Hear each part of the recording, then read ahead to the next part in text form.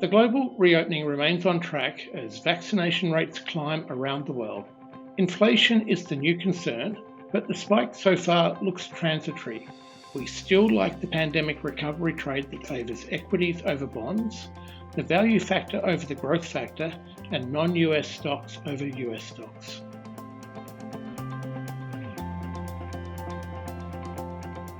Hi, I'm Andrew Pease and I'm the Global Head of Investment Strategy for Russell Investments. Welcome to the third quarter update of our global market outlook for 2021. It's a case of so far so good in terms of vaccines and COVID. As of mid-June, vaccination rates are close to 50% in the United States and Europe and over 60% in the United Kingdom. Japan is lagging with just 15% of the population vaccinated, but should hit 50% by late August as the rollout accelerates. New, more contagious COVID-19 variants are spreading, but the good news is that the existing vaccines seem effective against these as well.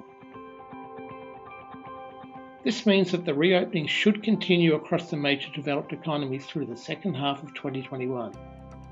It also implies that the focus for markets has now shifted to the strength of the growth rebound, what this means for inflation, and the timing of when central banks will start to taper back asset purchases and eventually raise interest rates. We think that the inflation spike is mostly transitory. It's a combination of base effects from when the consumer price index fell during the initial lockdown last year and temporary supply bottlenecks. We think it's going to take until probably the middle of next year for the US economy to recover the lost output from the lockdowns, and it will probably take longer in other economies. This means that we shouldn't see broad-based inflation pressures until after then. It also means that market expectations for the US Fed to begin lifting interest rates in 2022 are premature. We expect the Fed to commence tapering back asset purchases in early 2022, with the second half of 2023 the most likely timing for the first interest rate hike. The conclusions from our cycle, value and sentiment investment decision-making process are largely unchanged from our previous quarterly report.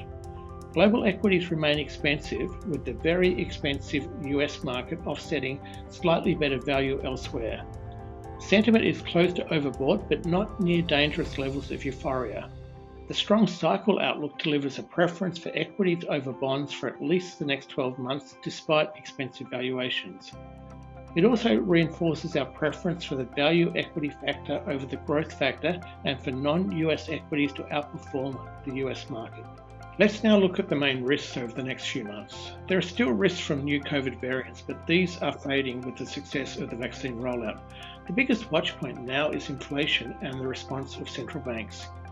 Our expectation is that the inflation spike is mostly transitory and that the major central banks, led by the US Fed, are still 2 years from raising interest rates. An inflation spike that persists into the second half of the year, however, could trigger a more hawkish tone from the Fed. This would be a challenge for equity markets that offer value only when compared to the current low level of interest rates.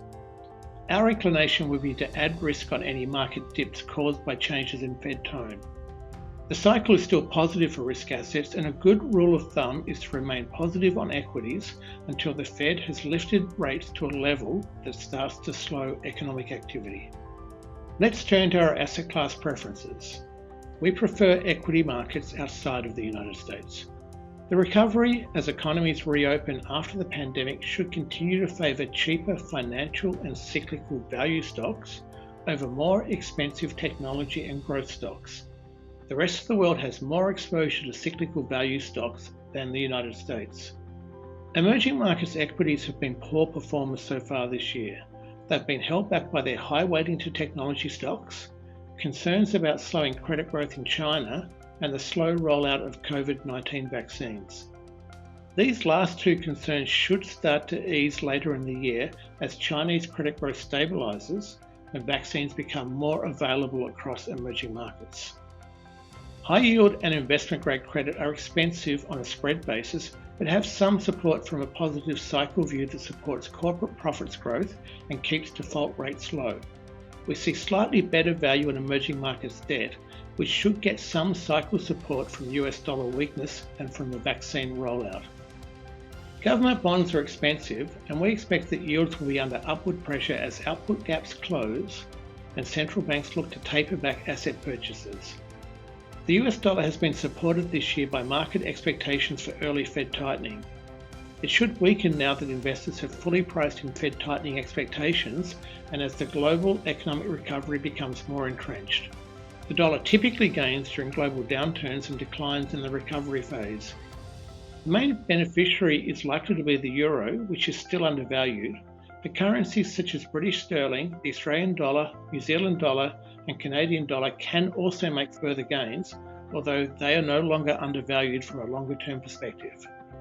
The success of the vaccine rollout sets the scene for a strong global economic recovery in the second half of the year. This should help equities continue to outperform government bonds. It also means that the rotation away from expensive, technology-heavy growth stocks and towards cheaper cyclical value stocks should continue. Thanks for watching, stay safe, and we'll talk again soon.